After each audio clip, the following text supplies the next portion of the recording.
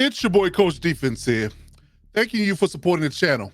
Become a lockdown defender by hitting that subscribe button if you haven't done so already. And if you're enjoying your time, hit that like button. Help us grow in the community. Now check out our latest video. Leave a comment. And as always, you got to step up to lock it down. Let's talk about the MVP conversation. We haven't done that in a while. The MVP award, always a topic in the heated discussion and conversation on NFL Sports Talk and NFL Sports World and at this type of this time, around the time of the season. Towards the end of the season, people started to gear up to talk about this particular conversation. So, well, the new odds after this weekend's games have come out. And most people through the halfway mark, Lamar Jackson is the front runner for his third award. However, based upon this week's games, we have a new MVP candidate that's entered the chat and is challenging Lamar for the award. So to get to the bottom of this, let's play a game called Blind Resume. I've been wanting to do this for a while. Let's play a game of Blind Resume. I'm going to give you 3 quarterbacks, their stats through 14 weeks of play. And you tell me who you would pick, numbers alone, who you would pick for your MVP.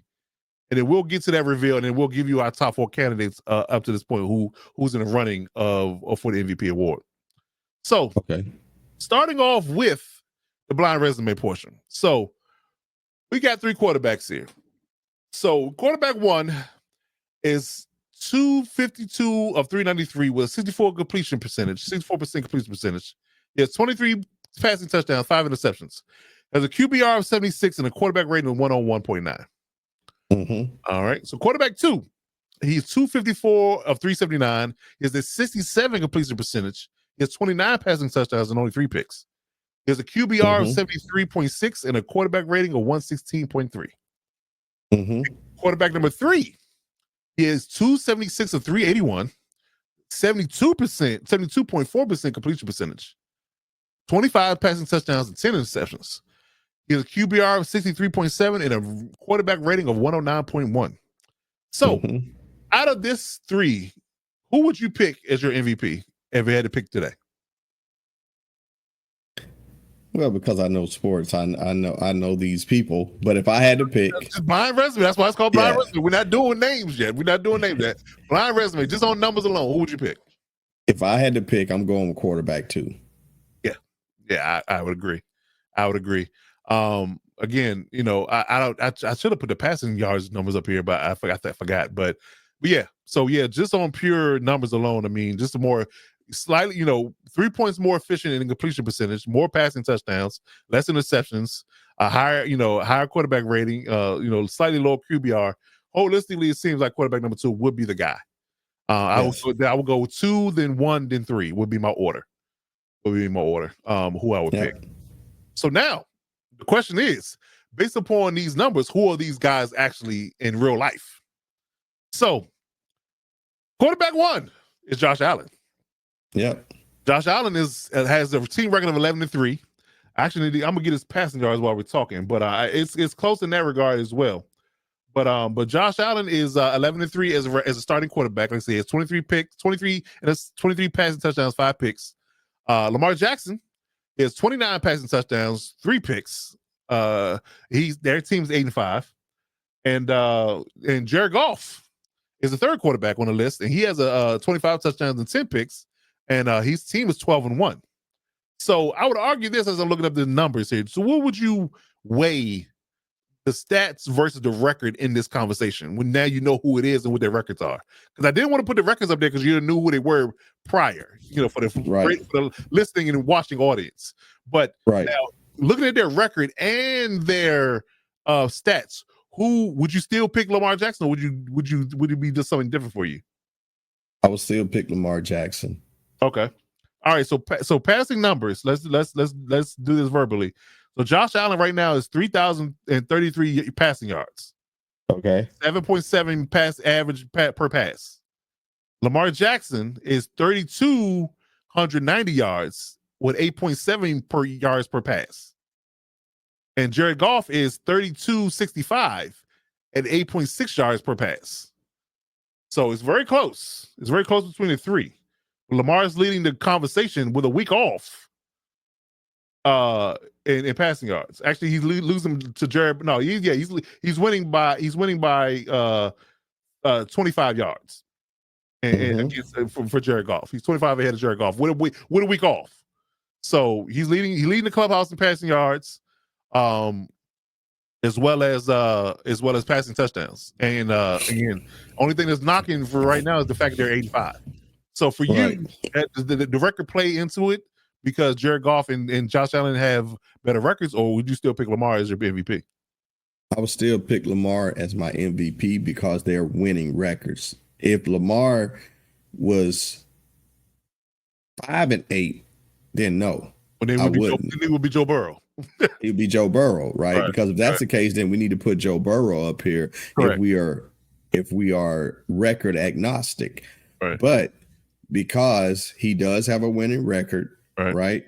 And all of his stats, are telling, and we're not including, because then we can add in rushing yards and touchdowns. Right. Lamar's rushing yards, but Josh has the rushing touchdowns. He just had he had 3 in the round. Yeah. That same thing like Jared Goff. Jared Goff had a 4-5 interception game. Right. So when you look at it, I think Josh is going to get the nod because of this last game, this 6 touchdown game. Right. Is one of those, what have you done? The last thing you done is the first thing I remember. Right. But when looking at this, the blind resume, Lamar had been playing better, has the stats to prove it, right? Even though he's had a couple games and that have been clunkers, which is the last games that people remember and how he looked. But just based off this, I would still say Lamar Jackson is the MVP. Okay. All right. So I'm glad you said that. So I'm going to add in a 4th candidate that's in the running as well. Saquon Barkley. So you have Jared Goff, Josh Allen, Lamar Jackson, Saquon Barkley as the top 4 in odds to win MVP right now through Vegas odds. Yes. So let me throw this out there as an alternate scenario, as a metaverse take in a sense, because we all know through the 4th wall, right? So we all know the quarterbacks get all the love, right? But I'm going to offer an alternate take for starters. So if Saquon Barkley breaks 2,000 yards, and especially if he breaks Eric Dickerson's single season rushing yards of 2,100, you got to give it to Saquon. Got to give it to Saquon. Because yes, Lamar is leading, or Josh is having a great season, Lamar is having a great season. Yes, they're both going to be highly touted playoff teams. But if Saquon breaks records as a running back, I feel like you got to give it to him. Got to give it to him. He's clearly the Offensive Player of the Year. I don't think that's a dispute at this point in time. I think he won that award now with 4 games to play. But I think the MVP conversation has to be ratcheted up if he breaks Eric Dickerson's record, because that record has stood for over 40 years almost. Right. So I would argue that if he break the record, which is sad because you got to break the record to be considered. But if he breaks the record, I feel like you got to give it to Saquon.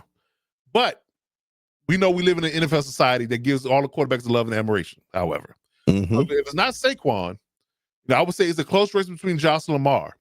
So even in the losing effort, what Josh did against the Rams was spectacular.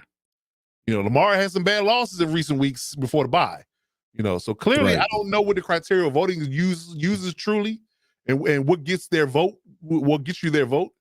But because Lamar is leading in stats and more efficient overall, assuming they don't flounder, or have some bad games down the stretch, he should get it. But I will say this though, Josh has made a case for himself because his team is winning more, and he's justified by giving an award to a team that's a wild card team over the team that's the number 2 seed. Can you do that? Can you justify giving Lamar Jackson the MVP when they're a wild card team instead of Josh Allen's team when they're the number 2 seed, second best team, got a second best record in the whole conference, which is the more dominant conference most people give it credence to, right? So can you do that as a voter? That's the only thing that's going to be a sticking point for me. And the idea of voter fatigue, because Lamar's got 2 already. So having a fresh face, I mean, it's the Nikola Jokic effect. You can argue Nikola Jokic should have had the MVP in the last 3 to 4 seasons, but he hasn't because it's just so simple voter fatigue. They want to see new fresh face get the award. Right. So that's where it lands for me. But here are the odds. So Josh is at minus 225 currently. Saquon has got the second most best odds at plus 350. Lamar's in third actually with plus 900, and Jared Goff is fourth with plus 1200. So they're doing everything in their power not to give Lamar Jackson the third MVP. And now, he hasn't helped himself. No, not having 5 losses, But I would argue that just on pure numbers. I mean, he's doing what he needs to do. Now, it's just, I really think it's the last 4 games are going to tell it. If Josh or Lamar has an overwhelmingly better performance on either side, that's who's going to get it. Right. Yeah. Right. So so we'll see how things go. But I think that if it's close, I think the voters are going to give Josh Allen the nod, in my opinion. Instead of Lamar's third. Yes. Okay. All right. So we'll see how things go, man. But yeah, I think that it's going to be an interesting race down the stretch to see who in these next 4 games who actually shows them and shows out. But I'm still on the idea Saquon breaks his record, he should get it, in my opinion. Yes. All right.